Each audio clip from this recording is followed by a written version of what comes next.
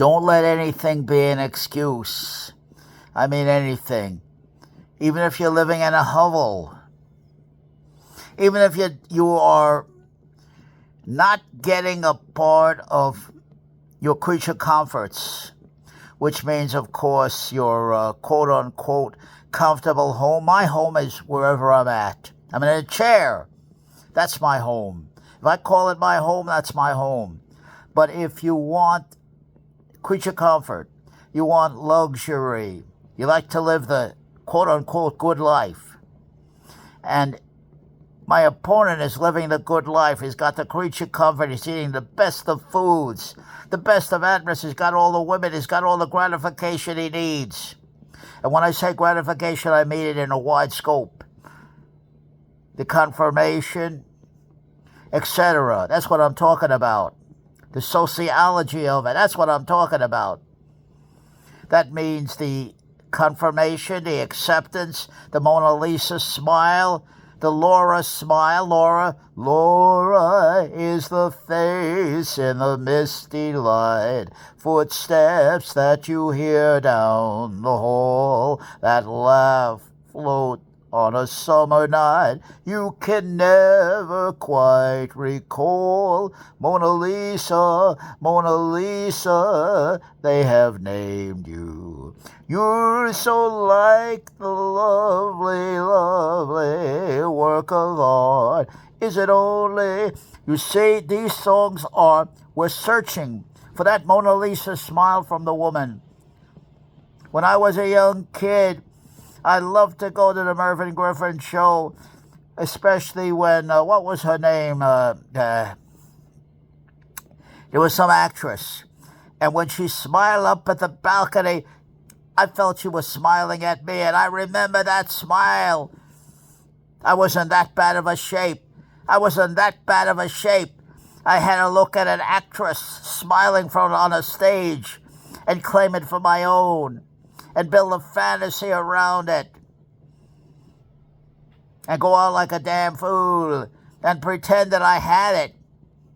I had a dream. I held that dream. I nurtured the dream. I caressed the dream. I built stories and fantasies around the dream, you understand? That's the problem. That's why you've got to get the bitter truth. You got to know what you got to work with. For example, I am now 80 years old. I'm infirm, crippled, I would say. I've got a big moon face. I'm a short man, 5'2.5". I got no neck, projected head, you understand? All these things by phenotype. That's how your body looks in public to a woman or to another man, no matter. They don't tell you that, but that's how you're being judged. That's how you're being treated if you don't push back on it. If you let the other man take your, like the great Arnold Schwarzenegger says, if you let the other man or woman or anybody co-opt your opinion of yourself, and they're able to get into your mind, they'll kill you. Man like Bill O'Reilly, who speaks so aggressively, he goes 6'4", he's right in your face, very, very aggressive. Take him 10 minutes to indict you completely if you don't push back on him. That's the kind of opponent I think of. 24/7. I think of that kind of opponent. What I do is I pick on the worst case scenario, the worst possible opponent I can possibly get. I ask myself over and over again, relentlessly, how would I handle this situation? If I were in this situation and I had a lot to lose if my opponent prevails. And my opponent is a Bill O'Reilly, who's right in your face, very, very aggressive. He knows how to win an argument. Body language, the height, the presence. You can get the picture. I'm putting a picture in your mind of what you're up against. And you got to push back on that with whatever you got at the time. You can't pick your opponent. That's the worst thing you do in training, to set up the perfect opponent for you. No! You set up the toughest opponent. If you're a short man, I'll put him in a bugle stick fight in the Marine Corps boot camp against a much bigger man. I'll put him in there with orders to kill. You fight to the finish. I want to see that short men, keep on fighting. No matter what happens, keep on fighting. Don't go to your back like a damn spider. Get off of your back. Get off your back, pineapple. You can't do anything laying on your back. Fight back. Fight. Fight. And you won't be able to fight if you haven't practiced. It's a simple argument. Get in shape. Practice. Practice. That comes first above everything else. You'll never get any woman. You'll never attract any woman. You'll never get any respect if you're out of shape. And you're my height, 5'2.5". That's who I'm talking to right now. You'll always lose. If you like to live a world of loss and to be a victim because you don't have the phenotype, you don't have the physical power. It takes physical power, testable, provable physical power. Punching power, grabbing power, lifting power. You should be able to grab that big man and move him around. Even at 5'2.5". That's the power in your body that I'm talking about. That's the will in your mind that I'm talking about. If they're not there, you're finished. And it has to become a mind habit. A mind habit, a mindset. You got to drill it into your being.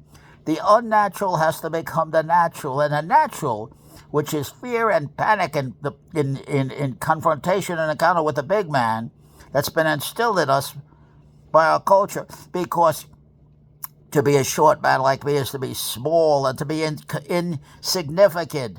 Everybody sees it. We've been conditioned to see it that way. I don't care where you go in the world. The short, small man has it rough, and he's short.